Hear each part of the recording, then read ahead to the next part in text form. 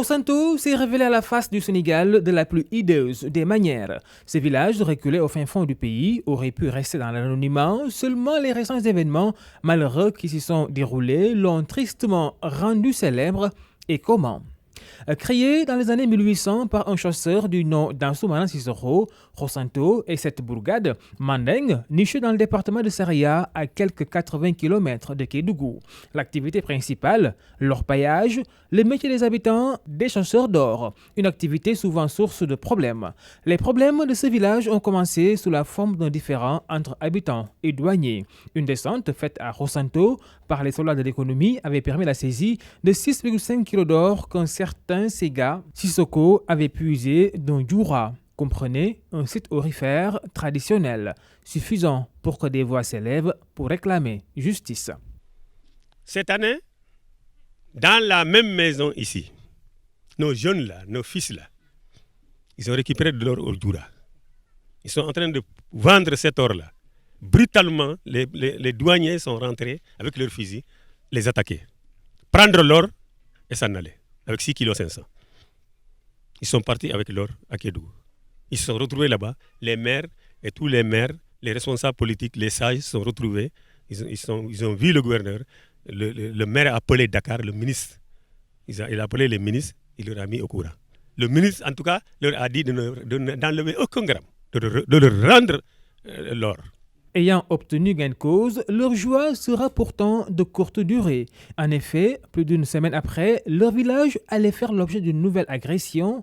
Nous sommes le 13 février. Ce jour-là, les populations de cette contrée de l'arrondissement de Sabodola sont sorties manifester leur colère suite au meurtre d'un jeune orpailleur, Yamadou Sagnan, tué par un auxiliaire de douane à Bokhodi. Une bévue au relent d'une goutte d'eau qui fera déborder le vase. La brigade de gendarmerie de Sabodola est sur le banc des accusés. Non contents d'avoir dispersé les jeunes manifestants, les Pandores les ont pourchassés jusque dans le village en lançant des grenades lacrymogènes qui ont malheureusement incendié la concession de Demba Sissoko. Ils ont brutalisé les jeunes. Les jeunes, ils les ont chassés avec des bombes lacrymogènes. Ils sont rentrés dans le village. Ils les ont poursuivis dans le village. Ils sont venus brûler la maison avec des bombes lacrymogènes. Pas la seule maison, il y a un boutiquier là-bas qui à la sortie.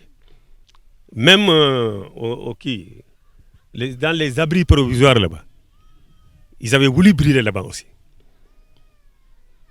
Mais c'est le vent qui nous a aidés, sinon tout le village allait brûler. La tache noire des brûlures, des cases encore visibles, les toits faits de bois et de paille n'existent plus. Les flammes ont tout ravagé sur leur passage. Les squelettes de motos sont rassemblés comme pour montrer l'ampleur des dégâts matériels qui seraient inestimables. Ce qui a brûlé ici, on ne peut pas tout citer. Le patrimoine a brûlé. Parce que la première maison créée dans le village, là, c'est ici. La maison a brûlé avec des vivres, des tonnes de vivres. Des tonnes de vivres de maïs, de riz, plus de l'argent, on ne sait même pas combien. L'argent du Djoura est confié à notre gosse là. L'argent de la caisse du village, pas du village seulement, mais des villages environnants, tous ceux qui sont dans le Djoura. Bon, plus l'argent que moi-même qui a été confié par des gens. C'est à peu près 20 millions et poussière. 20 millions et poussière. Le fils du chef de village, Tamba Sissoko, a vu sa chambre partir en fumée, ses biens détruits. Puis encore, il a été arrêté et malmené par les gendarmes parce que le trésorier des jeunes des Djoura a eu le courage de manifester son courroux face aux gendarmes. Parce que moi j'ai couru pour aller leur dire, vous avez brûlé ma maison. Ils m'ont dit, prenez-le. Ils m'ont pris, ils m'ont bastonné, ils m'ont fait du n'importe quoi. Ils m'ont blessé un peu partout, des petites des blessures. Aujourd'hui, son seul souci, comme celui de toute la famille d'ailleurs, est de reconstruire leur case, leur vie, en attendant que les autorités tiennent leurs promesses. De nous faire des abris. Parce que, ensuite, de quoi à manger. Parce que, quand la SGE nous a amené de la nourriture, mais ce n'est pas suffisant. C'est pas suffisant. Quand le préfet était venu, il y a un gars même qui a demandé, est-ce qu'on peut commencer à construire? Le préfet dit non, arrêtez d'abord. Donc depuis lors, on pensait qu'ils allaient commencé à reconstruire la maison. Mais ils ne sont pas encore venus. On sera obligé parce qu'il a dit aux gens ici ne construisez pas. Comment les gens vont dormir? Ils vont rester dehors. Il faut que les gens commencent à construire. Les populations de Khossanto ne font plus confiance aux forces de l'ordre de leur localité. Elles se disent laissées à la merci des braqueurs depuis 4 ans, alors qu'en même temps, les orpailleurs sont dépossédés du fruit de leur travail par les douaniers et gendarmes véreux. Depuis 4 ans ou même plus de 4 ans, les coupeurs de route sont là, dans la région de Kédougou. Les bandits, les tueurs d'hommes, depuis 4 ans, ils sont là. Ils sont là pour tuer les gens par leurs biens. Le gouverneur est là, les préfets, gendarmerie, tous sont là depuis 4 ans. Ils n'ont jamais arrêté quelqu'un. Ils n'ont jamais mis quelqu'un en prison depuis 4 ans.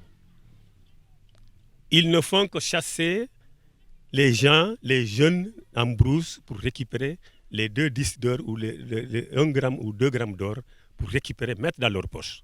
Le conseil municipal, Dionima Sissoko, sans fioriture, demande le renvoi du gouverneur, du sous-préfet de Sabodola et du chef de brigade de la même commune pour non-assistance à personne en danger.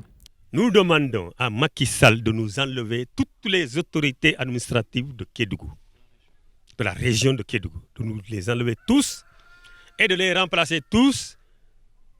Et ceux qui vont venir, il faut qu'ils parlent. Il faut qu'ils donnent des directives sincères, à ceux qui vont les remplacer. Le président de la République est ainsi mis devant ses responsabilités. Khossanto qui espère que des têtes vont tomber et c'est tant bien que mal de se relever de sa tragédie. De notre côté, toutes nos tentatives pour entrer en contact avec les autorités administratives de la région se sont révélées vaines.